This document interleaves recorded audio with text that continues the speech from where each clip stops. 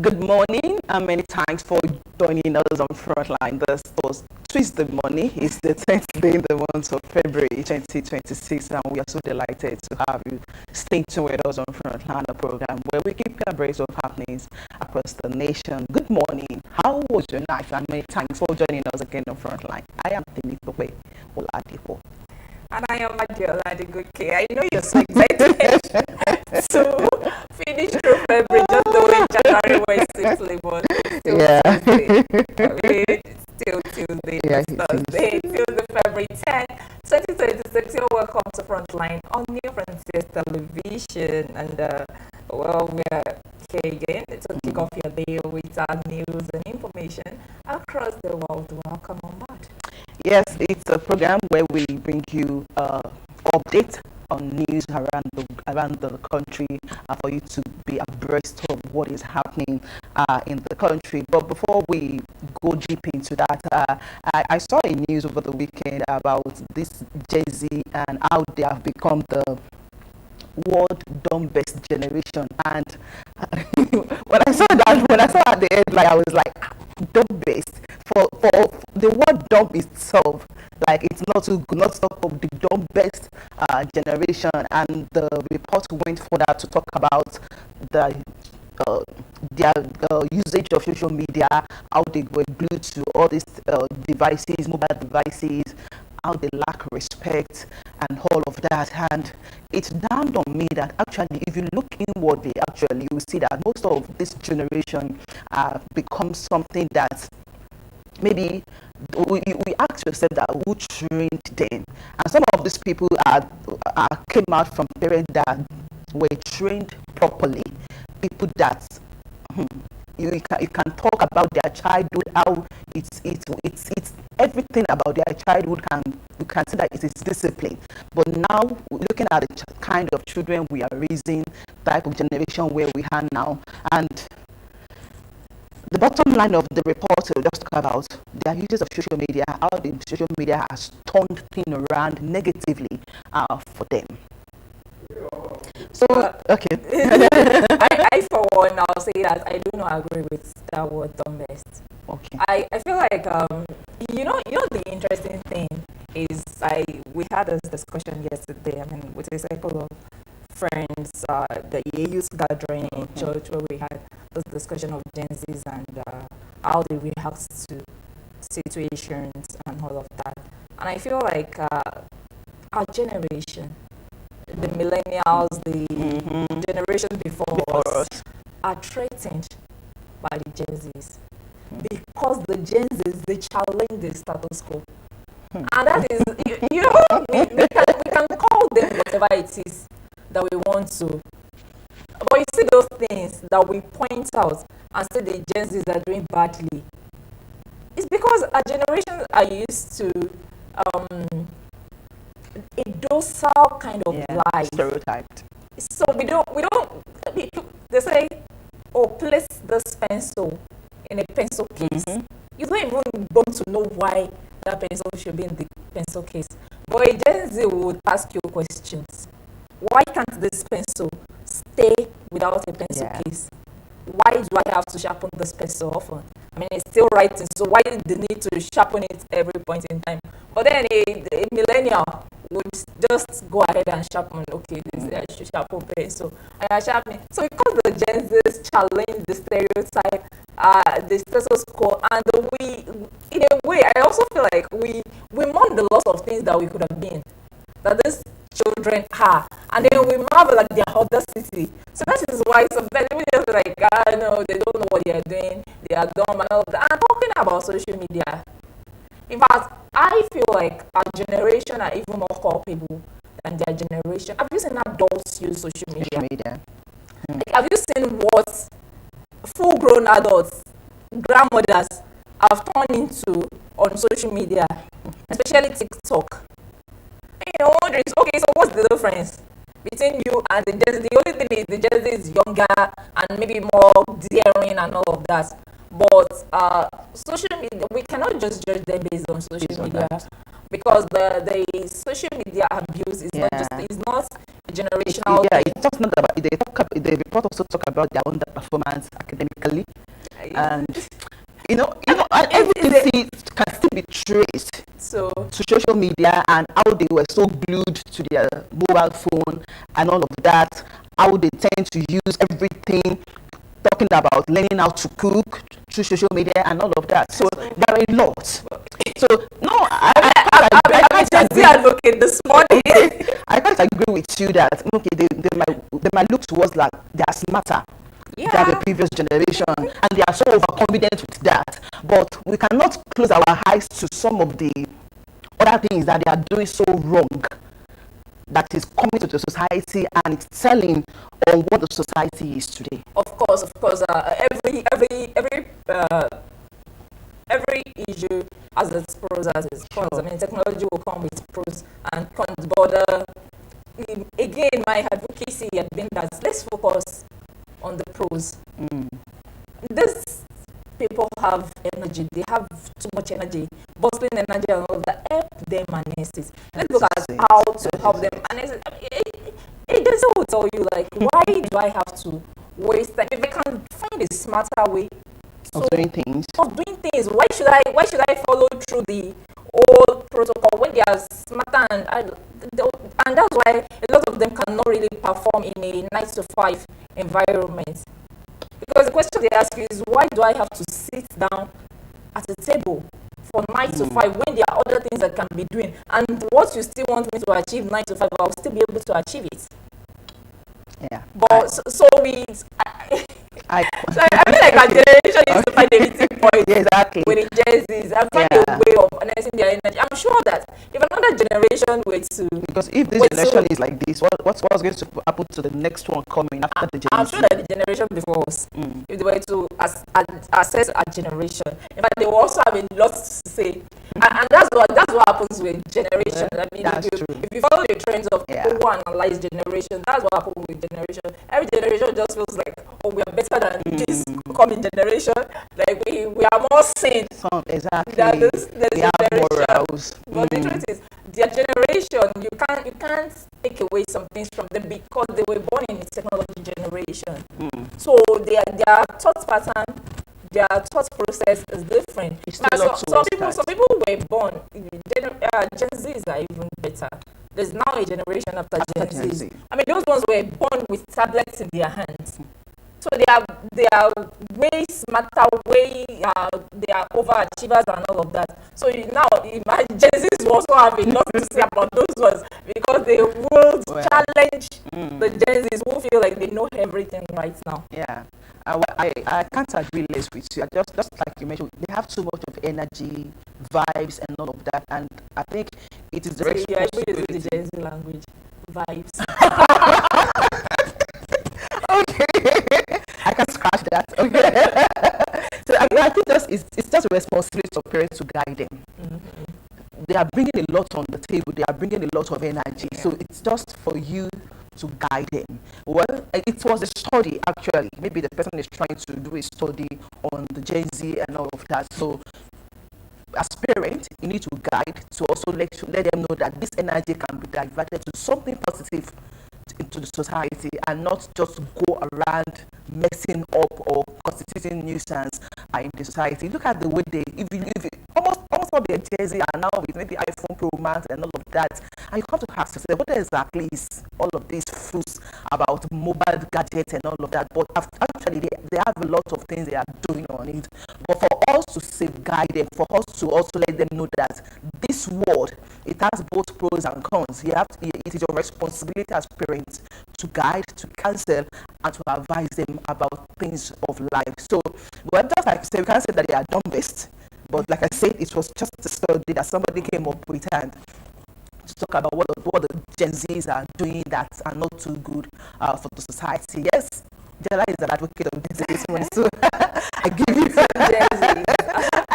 that this morning. Let's take a break now. We'll come back. We'll be looking at trends in our daily sport today. Do stay with us.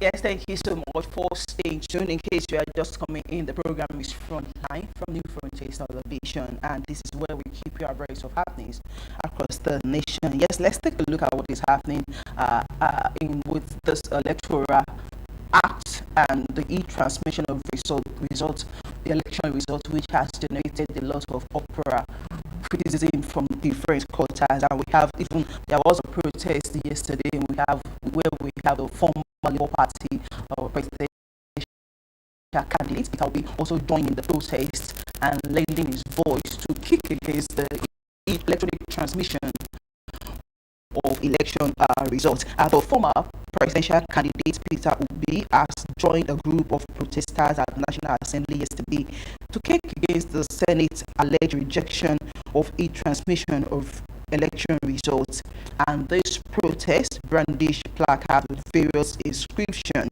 and the protesters included the civil society organizations, human rights activists, pressure group, and members of opposition political parties. Meanwhile, the Nigeria Labour Congress (NLC) has also expressed deep concern over the confusion and contradictory narratives emerging from the Senate regarding the amendment of the 2022 Electoral Act, particularly on electronic transmission of results. And also recall that last week there was a report of a closed-door meeting held by the Senate President and also some senators, where they have to come out that what the Senate President was saying differ from what they concluded on as far as this Electoral Act amendment is concerned. So it has generated a lot of contradictions and different narratives to Nigerians, just as the tax reform. And I think there is a need for Nigerians to actually understand what this Electoral Act reform is all about before we jump into conclusion or we start talking about kicking against e-transmission. Fine, we have had a lot of conversation around whether Nigeria is mature enough for us to go electronically with our electoral system, but I want to believe that nothing is impossible or achievable if we are intentional about it, or it's just because we don't have trust in our electoral system. Again, hence why all of this issue of e-transmission, e-voting has become a big deal within the electoral system. Yes, in the proposal had been to mandate every presiding officer of INEC to electronically transmit the polling unit results in real time through the HIRE portal immediately after Form ECAT had been duly signed, stamped, and countersigned by party agents. And this was supposed to happen in the last election, where, of course, at the point, now said the server was down, people couldn't transmit and all of that. But the Senate, according to the amendment act that was worked on by the Senate, it conveniently removed the clause of electronically. It just put the function of transferring. It says that the presiding officer shall transfer the results, including the total number of accredited voters and the results of the ballots, in a manner as prescribed by the commission. Now, as prescribed creates a form of ambiguity. Yeah. I mean, it's not saying that you have to use the electronic medium, which means that if INEC says that we are still going to go with the paper method and all of that, that is what the presiding officer does. But if INEC says we are going to use the electronic, it means that is what. But what are I think the crux of the matter for every stakeholder who are kicking against this is that it has to be clearly stated that the electronic transmission, I mean, this is what makes it binding. And so that we don't leave it at the discretion of the INEC chairman, who can decide to do whatever he deems fit. Yeah, and I think that if we are looking at e-transmission, we should also make provision for the manual, because the two should be available. At least if one is not working, we can explore the other option available, so as to ensure transparency and credibility when it comes to an election. I recall very well that during the previous election that we had in Nigeria, a lot of people complained about how they cannot find their name on even they have issues with beavers and all of that, and it was a whole lot at that time. So we just hope that every all of this issue around electronically, anything that has to do with electronic would have been resolved before the 2027 an election. And talking about this e-transmission, e-voting, and all of that, are we even considering people at the rural area that there is no internet facilities, or there are poor internet facilities there? So people that are saying that Nigeria is not mature for it, they could also have their reasons for it, because if you have a smart internet facilities or a fast one, another person might be having issues with it. So all of this should have been considered, or we should have been resolved before we are saying that we are bringing this on board as far as our electoral system is concerned. Yes, and in a related development to that, the Senate will also be meeting today, looking at all of the back and forth that this electoral act amendment has caused. The Senate is going to reconvene today as electoral act triggers opera. The Senate will today hold an emergency plenary session amid rising outrage over its handling of amendment of the electoral act, particularly the controversial decision to drop the clause mandating real-time electronic transmission of election results. The extraordinary sitting convened less than a week after the passage of the Electoral Act Amendment Bill 2026 comes as pressure mounts from the civil society organization, opposition figures, labor unions, professional bodies, regional leaders, and the swelling youth movement that has taken its anger to the gates of the National Assembly. So the Senate President, Godswill Akpabio, is expected to preside over the plenary, which will be attended by the remaining 105 senators. Yes, then unfortunately, the Senate is witnessing a showdown in their complexes. As yesterday, there was a mass protest and a lot of young persons, human rights activists, the former Labour Party presidential candidates, were all there to champion their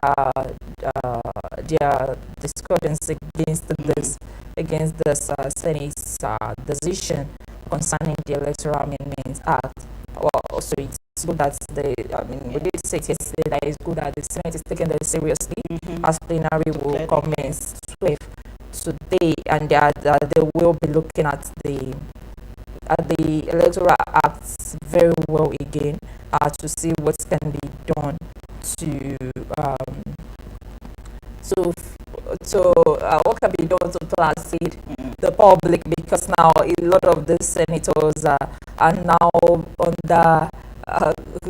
under siege in court now, because their personal phone numbers have been surfacing on social media.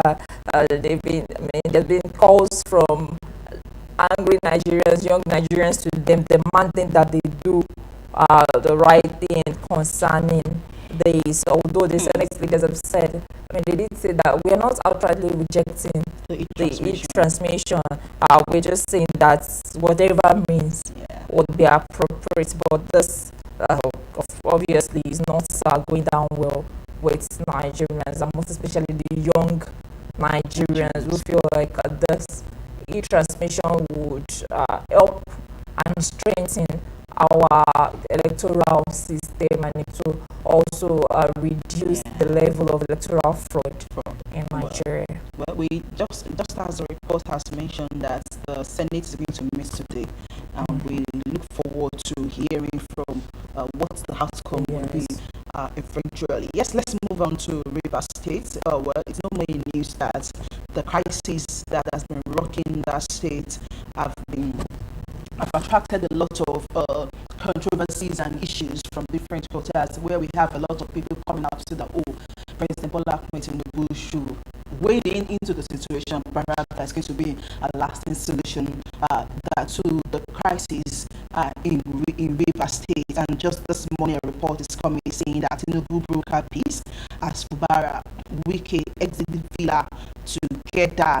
Rivers State Governor Siminalayi Fubara and the Federal Capital Territory Minister Nyesom Wike departed the presidential villa in the same vehicle After a meeting with President Tinubu, presidency officials familiar with the meeting confirmed, and according to the official, although the two political rivals have arrived separately, Fubara rode away with Wiki after the president's intervention, and they describe it as a symbolic gesture signaling a possible end to their long-running political feud. And we hope that this intervention by the president, even though I think there was a report that many of these lawmakers in the Rivers State will also stand down the impeachment motion against the governor of the state. Now that the president has intervened, now that we have seen a green light coming from the presidency towards the in respect of the feud between the governor of the state and the FCT minister, we hope that the parties involved will let the sleeping dog lies, and to ensure that the River State experience peace and development after all of this. Because to me, it's been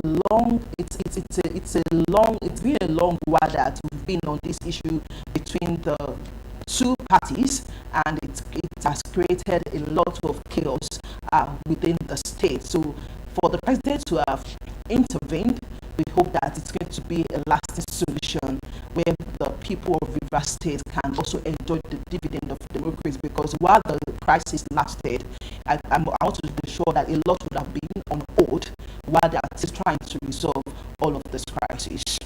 Oh, well, I mean, there's not much to say about that. Whatever it is, we hope that peace can return to River State. That is the only thing that matters in all of this.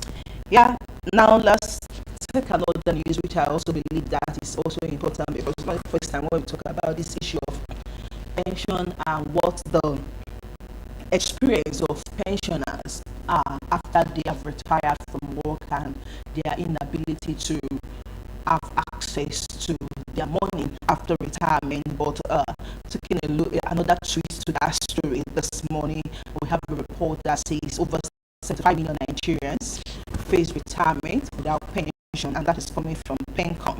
More than 75 million Nigerians working in the informal sector are likely to retire without any form of pension or retirement savings. That is according to the Director General of the National Pension Commission, Omolola Olowo Rano.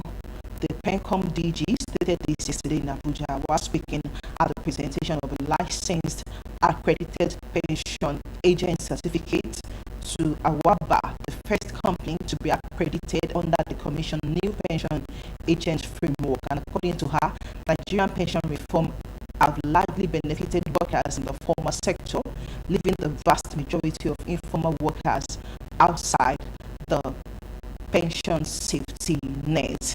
And while citing data, the National Bureau of Statistics, the PENCOM DG said over 90% of Nigerian workforce operate in the informal economy, yet pensions coverage among the group remain as at about 0.25%, which is quite low actually. And we have 75 million Nigerians who will not be able to have pension after their retirement. I think it calls for concern. Well, I mean, as she said that they will be extending the pension coverage to the informal sector, saying that the widespread of old age poverty poses a social and economic risk to the country. It's good that PENCOM is trying to address this gap by introducing regulations, establishing accredited pension agents, and rebranded micro pension plan as the personal pension plan to encourage wider participation. This agents are expected to drive pension inclusion by operating within communities and workplaces across the country. And I also feel like PENCOM should go a step further. Even there's some formal sector, the private sectors now, who are denying their staff of the PENCOM benefits because and the unfortunate thing is some of them even take money from the staff and say that but then they don't remit, or they remit just the employees' part and not remitting the employer's part of the payment. And this is not a fair deal, and there should be like regulation as something that holds those employers to accountability, so that staff don't end up retiring and realizing that all their years of work amounts to nothing. Exactly, and I also think that just like you mentioned, maybe there should be some kind of body that enforce companies, employers of labor, that pension is very important and mandatory for all their staff, regardless of their category or their grade. Everybody must be on a pension, must be on pension rule. Not that some parts will be paying, they will be deducting pension, while some will not have access or not enjoy that benefit. So, whether if former or former workers within corporate bodies, everybody must have access to it. And while we are talking about this, we should also talk about this issue of not having access to the money after retirement, because a lot of people go through a lot of bottleneck in having access to their pension after retirement. This should not be. So the process should be seamless for pensioners after retirement, for them to have access to their money, because basically that's the only thing that they fall back on after that. So if you don't have any side hustle, perhaps all your life has been like 35 years of your service has been with civil service or public service, so yeah, you know what that means for them after retirement. So life could be that sometimes difficult for them if they don't have any source of income. So pensions should be accessible to retirees so that they will also live a good life aftermath. And lastly, it seems that there is no day that Nigerians will wake up without the news of insecurity, which has been on the front burner for a while now. And we have a reporting that there is fresh killings and abduction, security fears amidst drone attack. I think it was yesterday there was a report of another 7 people that were abducted in Kaduna State. Yes, a fresh killing, kidnappings and violent clashes across parts of Nigeria have heightened nationwide security fears as new intelligence reports warn of expanding terrorist drone attacks. And this came as President Bola Tinubu pledged to strengthen Nigeria's security architecture, stressing that defeating terrorism remains central to economic stability and national development. Residents of Ijule community in Ufu local council of Kogi State yesterday raised alarm over the alleged abduction of passengers traveling in a commercial Sienna, but along the Ijule Aluma road, even as 4 persons were confirmed killed in a violent clash in a nearby Ibaji local council. So I think it's high time the government stop paying lip service to this issue of insecurity and swing into action. It's one thing for you to be telling people what you want to do. It's another thing for people to actually see that you are working to ensure that Nigeria becomes a safe place again. We're talking about improving on security architecture of the country. Only God knows how long we've been hearing about this, and yet killings continue, abduction, kidnapping, every form of insecurity still thrive in the country. And it brings us back to what the federal government is doing to ensure that there is a lasting solution to this issue of insecurity. Imagine people just traveling and they were abducted. Some were even killed in the process. All of these are just too much for Nigerians in a time like this. And we're even talking about 2027 election. How do you want people to come out to vote when they cannot be rest assured that their lives and property will be safe? Well, it is quite unfortunate that every day there are news of insecurity in every part of the country. Well, the government said that they are working, and let's say, because yesterday we had a full conversation on this, and sometimes it just was like you are overflogging these issues as the situation remains the same, and then we keep repeating the same thing over and over again. I'm going to just repeat what I said yesterday, that we need to see all of the efforts of the government transform into visible results. We know that the government is trying. We know they are doing their best. They are making consultations, but then it is not translating to security. Exactly. The alarms are not secured. People are living in fear. People are running away from their communities because of attacks every other day. Well, want to see the results of all of this print, all of these things that we see on papers. We want to improve on security architecture. We are deploying troops. We are doing this. The only thing Nigerians want to see is results, and that is what is important right now. Yes, that's what you take on our trades this morning. Let's go on a break, and when we come back, we'll be looking at what we have on the front pages of our national dailies for today, February 10, 2026. Do stay with us.